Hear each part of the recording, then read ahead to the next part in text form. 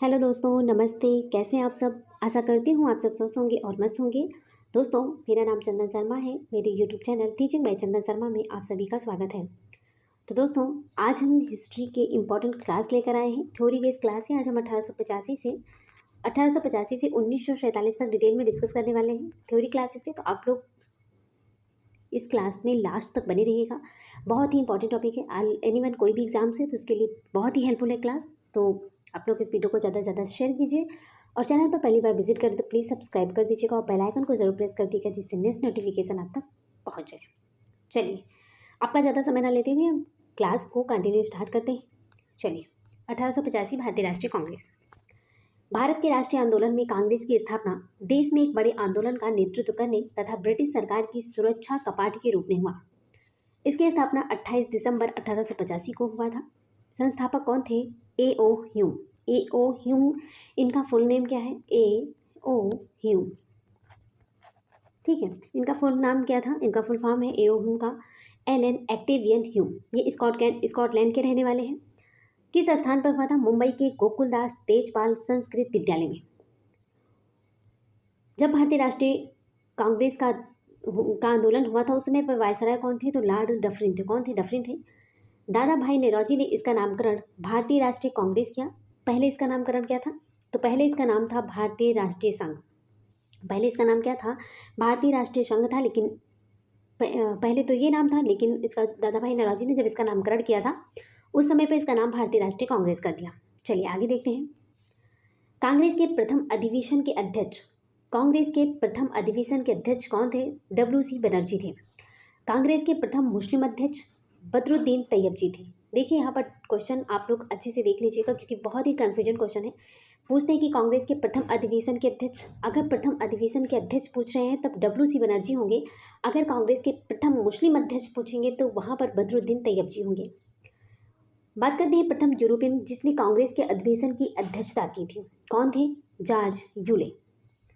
प्रथम महिला जिसने कांग्रेस के अधिवेशन को संबोधित किया था कादम्बनी गांगुली थी। प्रथम यूरोपियन महिला तथा प्रथम महिला अध्यक्ष जिसने कांग्रेस के अधिवेशन की अध्यक्षता की थी कौन थी? Annie Besant. और जिस अधिवेशन में पहली बार भारत का राष्ट्रीय गीत वंदे मातरम गाया गया था वो कौन सा अधिवेशन था? तो 1896 की कलकत्ता कांग्रेस अधिवेशन हुआ था। कलकत्ता का जो कांग्रेस अधिवेशन हुआ था 1896 में, उसमें पहली बार राष्ट्रीय गीत वंदे मातरम को गाया गया था। इस अधिवेशन के अध्यक्ष कौन थे? तो इस अधिवेशन के अध्यक्ष रहमतुल्ला सयानी ने स्वयं इसे गाया था। किसने गाया था? रहमतुल्ला सयानी ने। वंदे मातरम बंकिम चंद्र चटर्जी के उपन्यास आनंद मठ से उद्धृत है। ठीक है, बहुत ही इंपॉर्टेंट टॉपिक है। चलिए आगे देखते हैं इस क्वेश्चन पर। बात करते हैं 1905 बंगाल विभाजन।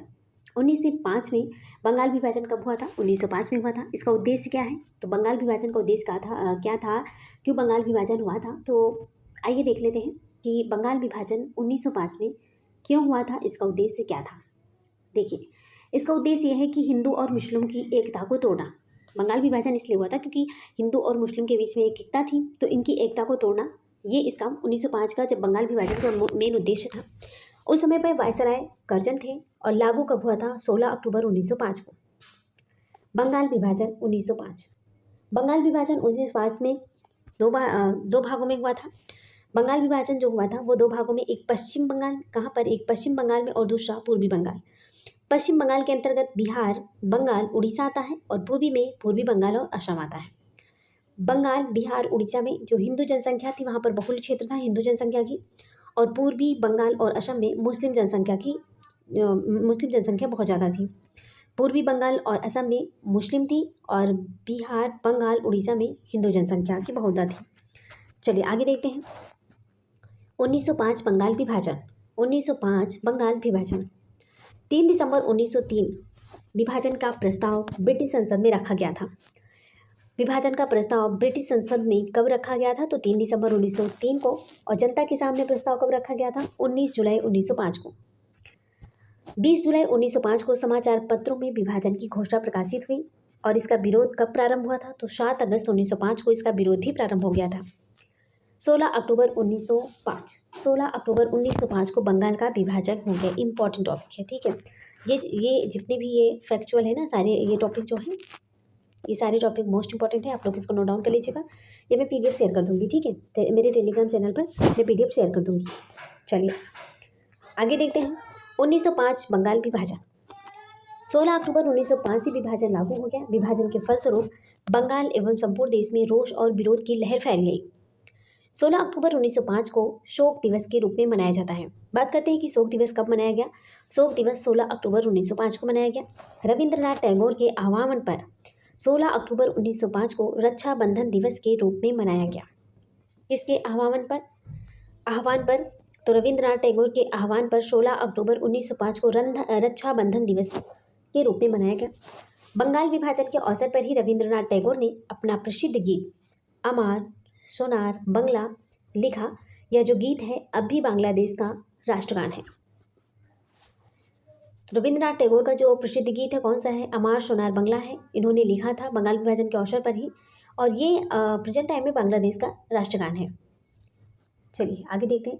जितने भी फैक्चुअल टॉपिक है, ठीक है, वन लाइनर बेस में सारे क्वेश्चन है, डिटेल है, बहुत ही इंपॉर्टेंट है। इसमें से एक भी लाइन जो है वो ऐसा नहीं है कि उड़ कबाड़ है ना, तो एक एक टॉपिक एक एक लाइन बहुत ही इंपॉर्टेंट है। आप लोग अगर इस क्लास को देख लीजिएगा तो इतना मुझे कॉन्फिडेंस है खुद के ऊपर, आप लोग अगर इस क्लास को देख लेंगे तो आपकी हिस्ट्री काफ़ी ज़्यादा तैयार हो जाएगी, ठीक है। चलिए आगे देखते हैं। 1906 मुस्लिम लीग। बंगाल विभाजन की घोषणा के पश्चात मुसलमानों का एक शिष्टमंडल जिसमें 36 लोग शामिल थे, आगा खां के नेतृत्व में 1 अक्टूबर 1906 को शिमला में वायसराय लॉर्ड मिंटो से मिला। इस शिष्टमंडल ने केंद्रीय, प्रांतीय व स्थानीय निकायों में मुसलमानों के लिए पृथक निर्वाचक मंडल की मांग की। ढाका के नवाब सलीमुल्लाह के नेतृत्व में 30 दिसंबर 1906 को ढाका में आयोजित एक बैठक में मुस्लिम लीग की स्थापना की घोषणा की गई। अब इसकी स्थापना 1906 ईस्वी में आगा खां, ढाका के नवाब सलीमुल्लाह और नवाब मोहसिन उल मुल्क के नेतृत्व में की गई थी। बात करते हैं 1906 में मुस्लिम लीग की स्थापना हुई थी, तो किसके नेतृत्व में की गई थी। आगा खां, ढाका के नवाब सलीमुल्लाह थे और नवाब मोहसिन उल मुल्क के नेतृत्व में की गई थी। मोहम्मद अली जिन्ना, ये जो मोहम्मद अली जिन्ना थे, इन्होंने 1913 में मुस्लिम लीग में शामिल हुए थे। मोहम्मद अली जिन्ना मुस्लिम लीग में कब शामिल हुए थे, तो 1913 में मुस्लिम लीग में शामिल हुए थे मोहम्मद अली जिन्ना। चलिए आगे देखते हैं। 1907 कांग्रेस का विभाजन। 1907 कांग्रेस का विभाजन। 1905 में बंगाल का विभाजन था और 1907 में कांग्रेस का विभाजन था। 1907 सूरत अधिवेशन हुआ था। रास बिहारी बोस और कांग्रेस का विभाजन 2 पार्ट में हुआ था, गरम दल और नरम दल में। चलिए उदारवादी अथवा नरमपंथी नेता के बारे में बात कर लेते हैं, नरम दल और गरम दल के बारे में। तो उदारवादी जो नेता थे, नरमपंथी नेता, इनका नाम क्या क्या है। दादा भाई नौरोजी, फिरोज शाह मेहता, बदरुद्दीन तैयब जी, गोपाल कृष्ण गोखले, आनंद मोहन बसु। दीन शाह इवाचा, सुरेंद्र नाथ बनर्जी, रमेश चंद्र दत्त, डॉक्टर रास बिहारी घोष, मनमोहन घोष। गरम दल के नेता बाल गंगाधर तिलक, लाला लाजपत राय, बिपिन चंद्र पाल, अरविंद घोष। इन तीनों को सम्मिलित रूप से लाल बाल पाल भी कहा जाता है। ऐसे ही गरम दल के नेता कौन है, तो ये ट्रिक है, ट्रिक भी समझो या लोग शॉर्टकट में तैयार किए हैं कि गरम दल के नेता कौन है, लाल बाल पाल। चौथे कौन है, अरविंद घोष है। लाल बाल पाल, बाल गंगाधर तिलक, लाला लाजपत राय, बिपिन चंद्र पाल और अरविंद घोष। चलिए आगे देखते हैं। 1908 खुदीराम बोस को फांसी। शाहिद खुदीराम बोस भारत में ब्रिटिश शासन का विरोध करने वाले सबसे युवा क्रांतिकारी स्वतंत्रता सेनानी थे। उनका जन्म 3 दिसंबर 1889 को पश्चिम बंगाल के मिदनापुर जिले में हुआ था। मुजफ्फरपुर के जज D.H. किंग्सफोर्ड को मारने की साजिश के आरोप में खुदीराम बोस को मुजफ्फरपुर जेल भेजा गया था, जिसे मुजफ्फरपुर षड्यंत्र के रूप में भी जाना जाता है। 11 अगस्त 1908 को 18 साल की उम्र में उन्हें फांसी पर लटका दिया गया, जिसने उन्हें भारतीय स्वतंत्रता आंदोलन का सबसे कम उम्र का शहीद बना दिया। ऐसे क्वेश्चन पूछेंगे कि सबसे कम उम्र में किस भारतीय स्वतंत्रता आंदोलन को फांसी की सजा दी गई है, तो कौन है, खुदीराम बोस है। चलिए आगे देखते हैं। 1913 गदर पार्टी। 1913 में गदर पार्टी की स्थापना हुई थी। 1911 में बंगाल विभाजन रद्द हो गया था। 1911 में बंगाल विभाजन रद्द हुआ गया और 1913 में गदर पार्टी भारत में ब्रिटिश शासन को समाप्त करने के लिए भारतीयों द्वारा आयोजित एक अंतर्राष्ट्रीय राजनीतिक आंदोलन था। इसका जो गठन था वो 1913 में हुआ था। गदर पार्टी का गठन कब हुआ था, 1913 में हुआ था। इसका मुख्यालय कहाँ पर है, सैन फ्रांसिस्को में है। और इसकी स्थापना लाला हरदयाल और सोहन सिंह भागना ने की थी। तो 1913 में गदर पार्टी की स्थापना किसने की थी? लाला हरदयाल और सोहन सिंह भागना ने की थी। इंपॉर्टेंट है, ठीक है। मतलब कि इसमें कि जितने एक एक लाइन ना बहुत इंपॉर्टेंट है, तो आप लोग प्लीज़ इस वीडियो को मिस बिल्कुल भी मत कीजिएगा और लास्ट तक इस वीडियो को देखिएगा। फिर आप हमें कमेंट बॉक्स में खुद ही कमेंट करके बताइएगा कि मैम रियली बहुत ही इंपॉर्टेंट क्लास थी। चलिए आगे देखते हैं। 1914 में प्रथम विश्व युद्ध, 1914 से 1918 तक प्रथम विश्व युद्ध हुआ था। 1915 में गांधी जी का भारत आगमन हुआ था। गांधी जी का भारत आगमन 1915 में हुआ था और प्रथम विश्व युद्ध 1914 से 1918 तक चला। 1916 में लखनऊ समझौता हुआ, जिसके अध्यक्ष अंबिका चरण मजूमदार थे। नरम दल और गरम दल का एकीकरण हुआ था और कांग्रेस और मुस्लिम लीग का भी समझौता हो गया था लखनऊ अधिवेशन में। 1916 में ही होम रूल लीग आंदोलन हुआ। यह प्रथम विश्व युद्ध के समय प्रथम भारतीय प्रतिक्रिया थी जो आयरिश होम रूल लीग से प्रेरित थी। इस आंदोलन का उद्देश्य राजनीतिक शिक्षा और सार्वजनिक बैठकों आदि के माध्यम से स्वशासन प्राप्त करना था। बात करते हैं मद्रास होम रूल लीग की स्थापना। मद्रास होम रूल लीग की स्थापना किसने की? एनी बेसेंट ने। और पुणे होम रूल लीग की स्थापना बाल गंगाधर तिलक ने किया था। एनी बेसेंट और बाल गंगाधर तिलक ने। चलिए आगे देखते हैं। चंपारण आंदोलन। चंपारण आंदोलन 1917 में हुआ था। 1917 में चंपारण बिहार के एक अस्थायी नेता जिनका नाम राजकुमार शुक्ल था, वे गांधी जी से मिले और चंपारण बिहार की स्थिति के बारे में बताया और वहां की 3 कठिया प्रणाली के बारे में गांधी जी को जानकारी दी और गांधी जी ने चंपारण चलने को कहा। 19वीं शताब्दी के प्रारंभ में अंग्रेज बागान मालिकों ने किसान से यह करार कर लिया था कि वे अपनी भूमि के 3/20 में हिस्से पर नील की खेती अवश्य करेंगे। इसी को 3 कठिया प्रणाली भी कहा जाता है। यह है नील की खेती। इस सत्याग्रह के बाद रविंद्रनाथ टैगोर गांधी जी को महात्मा की उपाधि दी गई और उसके बाद से उन्हें महात्मा गांधी के नाम से बुलाया जाने लगा था। इंपॉर्टेंट है। अगर पूछेंगे कि किस आंदोलन के द्वारा रविंद्रनाथ टैगोर ने गांधी जी को महात्मा की उपाधि दी थी, तो इसका राइट आंसर हो जाएगा चंपारण आंदोलन में। और चंपारण आंदोलन कब हुआ था? 1917 में बिहार में। चलिए आगे देखते हैं। बात करते हैं आगे अहमदाबाद मिल मजदूर आंदोलन। 1908 में अहमदाबाद मिल मजदूर आंदोलन हुआ था। 1917 में चंपारण, 1918 में अहमदाबाद मिल मजदूर आंदोलन। चंपारण सत्याग्रह के बाद 1918 में गांधी जी अहमदाबाद के कपड़ा मिल मजदूरों से मिले और उनकी समस्या को समझा। यहाँ पर मिले। यहाँ का विवाद प्लेग एक बोनस को लेकर था। जब प्लेग की समाप्ति हुई तो मिल मालिक बोनस को समाप्त करना चाहते थे। मजदूरों ने इसका विरोध किया तथा गांधी जी ने भी मजदूरों को हड़ताल पर जाने को कहा। आगे देखते हैं। खेड़ा आंदोलन। खेड़ा आंदोलन 1918 को खेड़ा आंदोलन था। इसके बाद उसी वर्ष 1918 में ही गांधी जी खेड़ा गुजरात में हो रहे किसानों के साथ अत्याचार के विरुद्ध अंग्रेजों के यहाँ पर किसानों की फसलें नष्ट हो जाने के बाद भी उनसे करों की वसूली की जा रही थी। गांधी जी ने किसानों को लगान न देने के लिए कहा। इस मामले की जांच के बाद यह निष्कर्ष निकाला कि लगान माफ कर देना चाहिए। गांधी जी के दक्षिण अफ्रीका में किए गए उनके कार्य को लेकर वे भारत में भी काफ़ी चर्चित थे और इन आंदोलनों में भी सफलता प्राप्त पाते हुए वे भारत में बड़े नेता के रूप में देखे जाने लगे थे। चलिए आगे देखते हैं इस क्वेश्चन पे। बात करते हैं आगे मेरा टॉपिक है रॉलेट एक्ट। Rowlatt act 1919। जब 1918 में विश्व युद्ध समाप्त हो गया था तो उसके बाद ही 1919 में अंग्रेजों के द्वारा रॉलेट एक्ट को भारत में लाया गया था। परंतु उस एक्ट में भारतीयों के लिए कोई अच्छी बात नहीं थी, जैसा गांधी जी और भारत के लोग सोच रहे थे। क्योंकि जैसे हमने ऊपर चर्चा की थी कि गांधी जी भारतीयों को विश्व युद्ध में अंग्रेजों की मदद के लिए अंग्रेजी सेना में भर्ती होने का प्रोत्साहन दे रहे थे, ताकि विश्व युद्ध के बाद अंग्रेज भारत के लिए कुछ अच्छे कदम उठाएंगे, पर ऐसा कुछ हुआ नहीं। रॉलेट एक्ट 1919 को बिना अपील, बिना वकील और बिना दलील का कानून भी कहते हैं। बिना अपील, बिना वकील और बिना दलील का कानून किसे कहते हैं? रॉलेट एक्ट को। चलिए आगे देखते हैं। जलियांवाला बाग नरसंहार। जलियांवाला बाग नरसंहार 1919 को हुआ था। पंजाब के दो लोकप्रिय नेता थे। कौन थे? डॉक्टर सत्यपाल और डॉक्टर सैफुद्दीन किचलू। इनकी गिरफ्तारी के बाद जनता में आक्रोश काफ़ी तेजी से हो गया। कई जगह हिंसाएं हुई।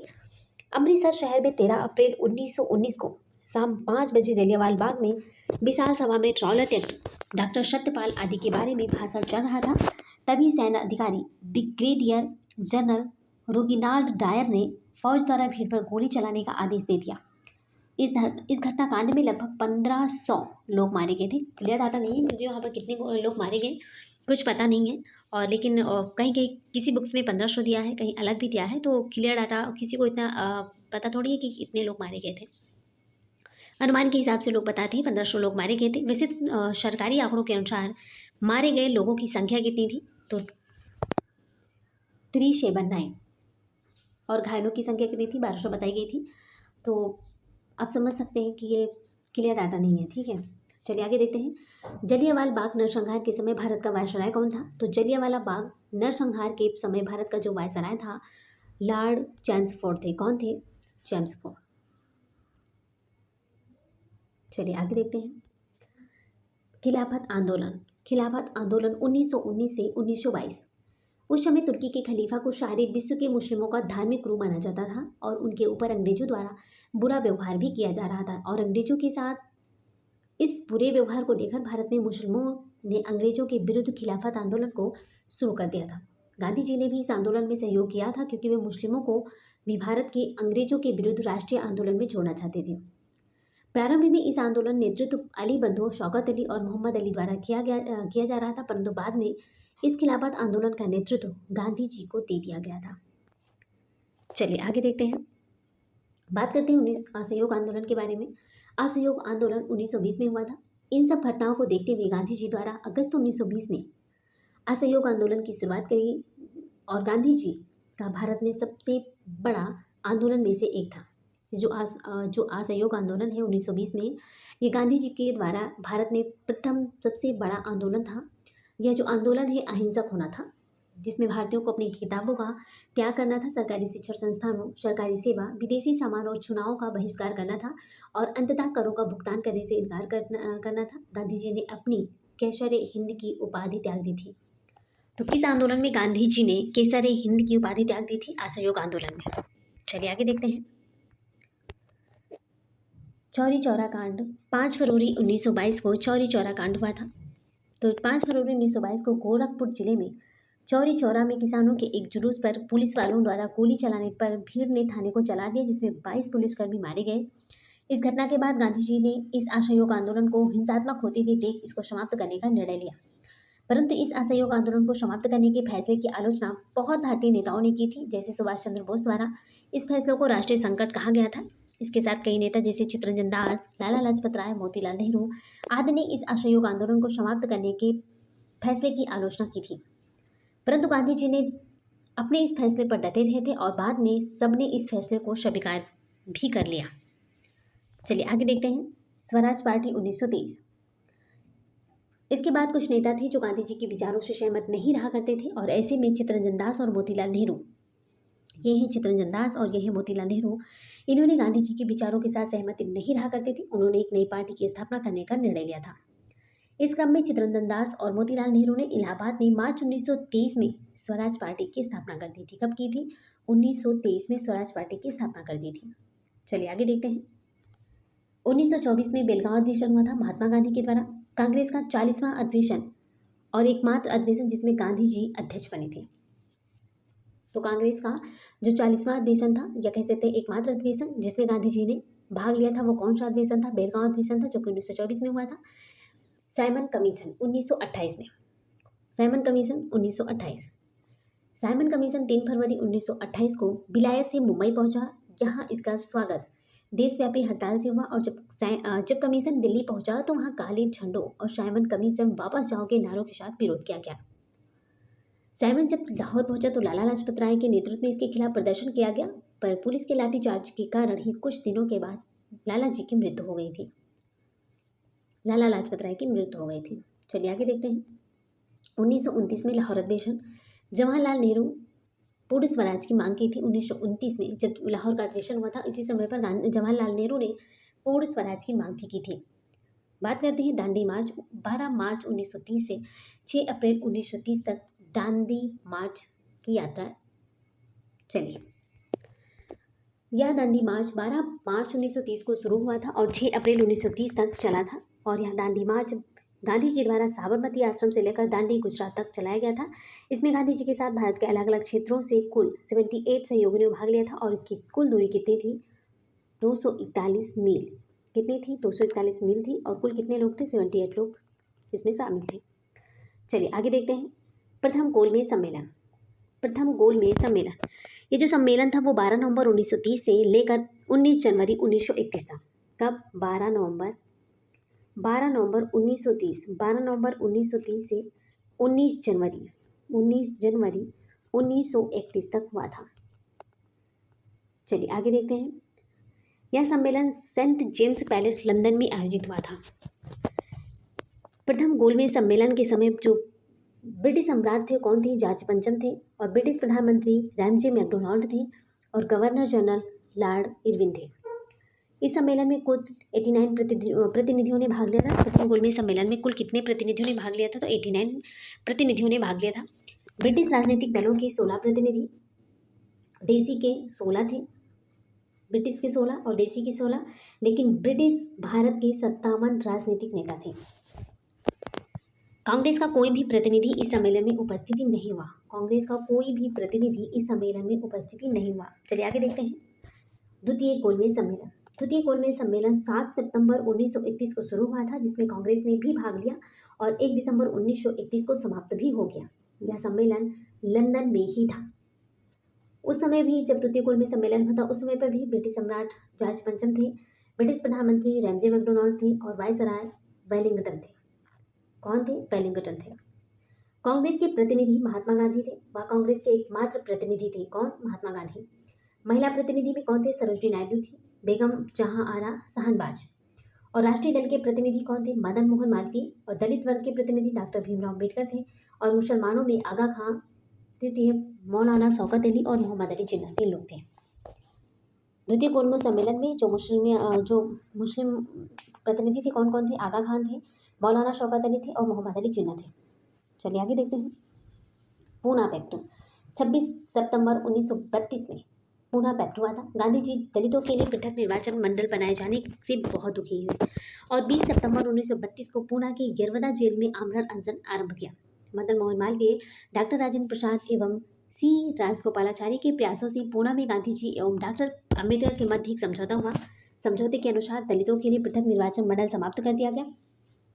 प्रांतों में दलितों के लिए सुरक्षित सीटें कितनी थी? 71 से बढ़ाकर 147 कर दी गई। इस समझौते पर गांधी जी और डॉक्टर अम्बेडकर के हस्ताक्षर भी हुए। जब पूना पैक्ट हुआ था उस समय पर डॉक्टर भीमराव अम्बेडकर और गांधी जी दोनों के हस्ताक्षर भी हो गए थे। चलिए आगे देखते हैं। तृतीय गोलमेज सम्मेलन। द्वितीय गोलमेज सम्मेलन की विफलता के बाद 17 नवंबर 1932 से 24 दिसंबर 1932 तक लंदन में तीसरा गोलमेज सम्मेलन आयोजित किया गया था। तीसरे गोलमेज सम्मेलन में कुछ प्रतिनिधियों ने भाग लिया था। ब्रिटिश सम्राट जॉर्ज पंचम थे और ब्रिटिश प्रधानमंत्री रैमजे मैकडोनाल्ड थे और वायसराय लॉर्ड वेलिंगटन थे। इसमें कांग्रेस ने भाग नहीं लिया। इंग्लैंड की लेबर पार्टी ने भी भाग नहीं लिया। मोहम्मद अली जिन्ना को भी अंतिम आमंत्रित नहीं किया गया।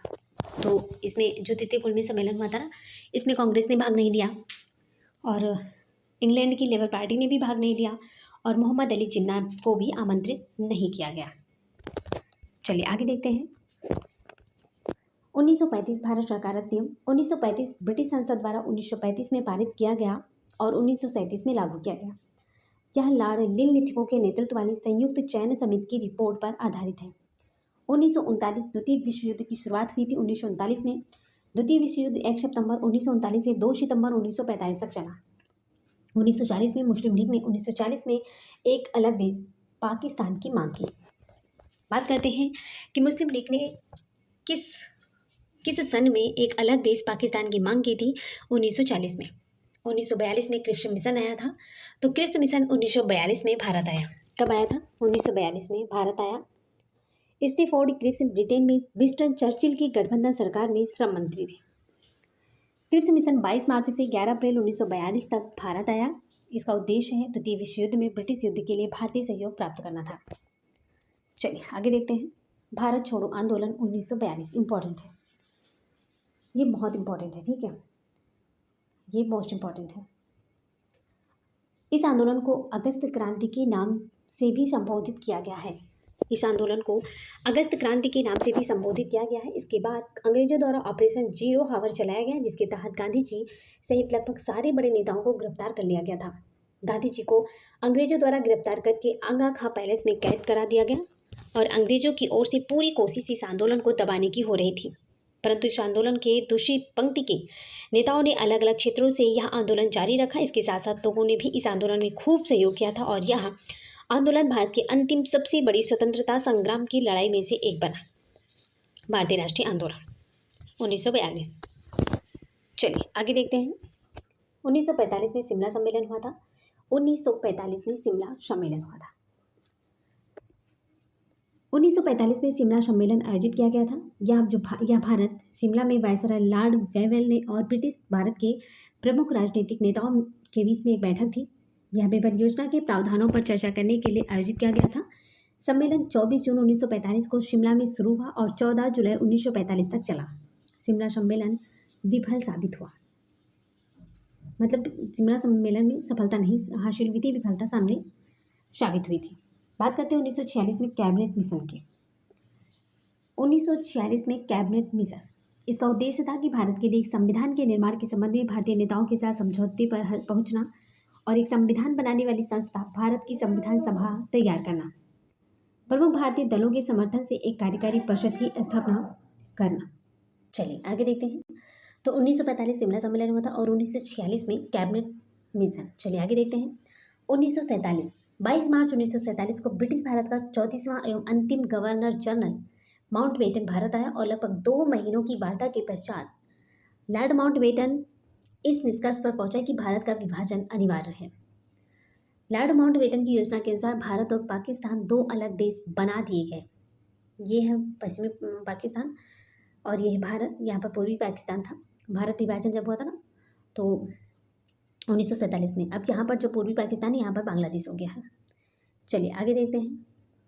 चलिए तो दोस्तों यहाँ पर हमारी डिटेल्स क्लास ख़त्म होती है। अब हम इससे रिलेटेड कुछ कोई क्वेश्चन भी कर लेते हैं फटाफट। सरी नज़र में फटाफट हम क्वेश्चन आंसर कर लेते हैं, ठीक है। चंपारण सत्याग्रह के दौरान नील की खेती किस नाम से पहचानी जाती थी?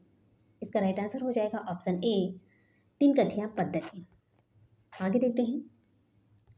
बंगाल का विभाजन किस वर्ष रद्द कर दिया गया था? जो बंगाल विभाजन था वो किस वर्ष रद्द कर दिया गया था?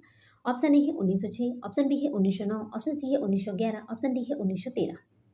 दोस्तों इसका राइट आंसर हो जाएगा ऑप्शन सी, 1911 में बंगाल का विभाजन रद्द कर दिया गया था। चलिए आगे देखते हैं। निम्नलिखित स्वतंत्रता सेनानियों में से कौन मोतीलाल नेहरू के साथ स्वराज पार्टी का सह संस्थापक था? ऑप्शन ए है अंबिका चरण मजूमदार, बी है चित्तरंजन दास, सी है रासबिहारी घोष, डी है भूपेंद्र नाथ बोस। दोस्तों इसका राइट आंसर हो जाएगा option B, Chittaranjan Das. Swaraj party की स्थापना चित्तरंजन दास और मोतीलाल नेहरू के द्वारा किया गया था। चलिए आगे देखते हैं। निम्नलिखित घटनाओं को कालक्रमानुसार क्रम में व्यवस्थित कीजिए और नीचे दिए गए कोड से सही उत्तर का चयन कीजिए। पूना संधि, गांधी इरविन समझौता, क्रिप्स मिशन, फिर है सबने अवज्ञा आंदोलन। दोस्तों सबसे पहले क्या हुआ था? सबसे पहले सबने अवज्ञा आंदोलन, उसके बाद में गांधी इरविन समझौता, फिर है पूना संधि, फिर है क्रिप्स मिशन। तो 4213 इसका राइट आंसर हो जाएगा option C. Option C is the right answer हो जाएगा, ठीक है, ऑप्शन सी। चलिए आगे देखते हैं। खिलाफत आंदोलन किस वर्ष में प्रारंभ हुआ था? खिलाफत आंदोलन किस वर्ष में प्रारंभ हुआ था?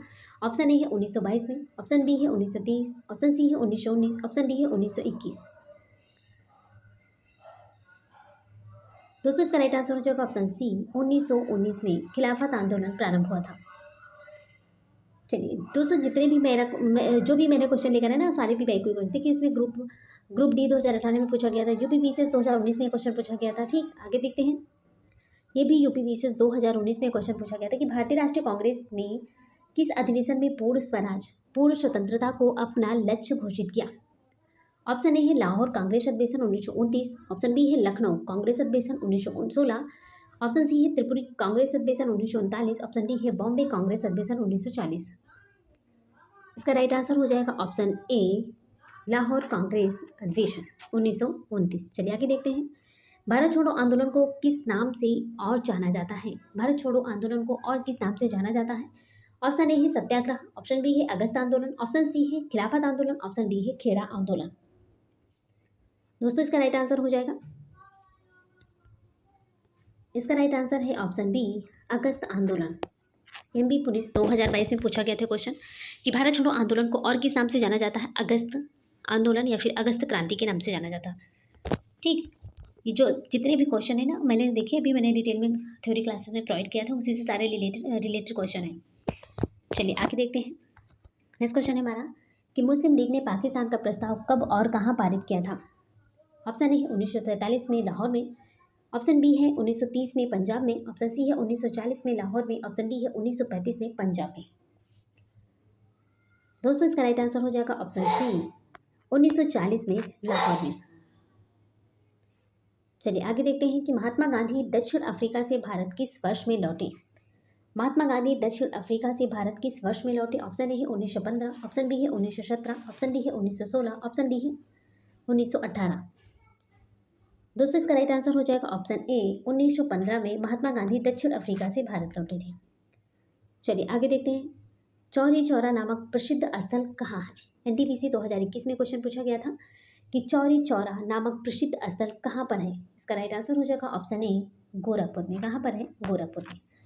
चौरी चौरा कांड, जलियांवाला बाग हत्याकांड है ना, क्रिप्स मिशन, भारत छोड़ो आंदोलन, ये सारे क्वेश्चन जो बहुत इंपॉर्टेंट हैं क्योंकि 1885 से 1947 तक जितने भी क्वेश्चन हैं बहुत ही ज़्यादा इंपॉर्टेंट है, क्योंकि एनीवन कोई भी एग्जाम है उसके लिए बहुत ज़्यादा इंपॉर्टेंट है, इससे तो क्वेश्चन बनना ही बनना है।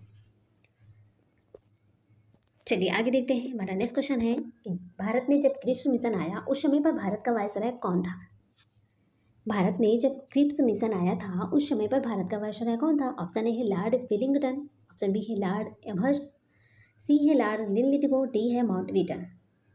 दोस्तों इसका राइट आंसर हो जाएगा ऑप्शन सी लिनलिथगो। जब क्रिप्स मिशन भारत आया था 1942 में, उस समय पर भारत का वायसराय कौन था, लॉर्ड लिनलिथगो था। चलिए आगे देखते हैं। गांधी जी भारतीय राष्ट्रीय कांग्रेस के अध्यक्ष कितनी बार बने।